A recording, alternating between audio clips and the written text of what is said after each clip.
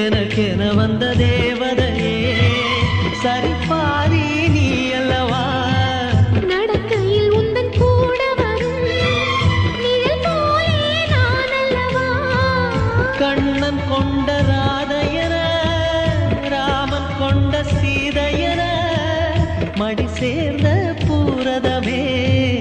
மனதில் வீசும் மாருதமே நன்றி சொல்ல உனக்கு வார்த்தை இல்லை எனக்கு நான் தான் மயங்குறேன் என்னுடைய மனச தந்துவிட்ட பிறகு ஏம்மா கலங்குற நெடுங்காலம் நாம் புரிஞ்ச தவத்தாலே நீ கிடைச்ச திருக்கோ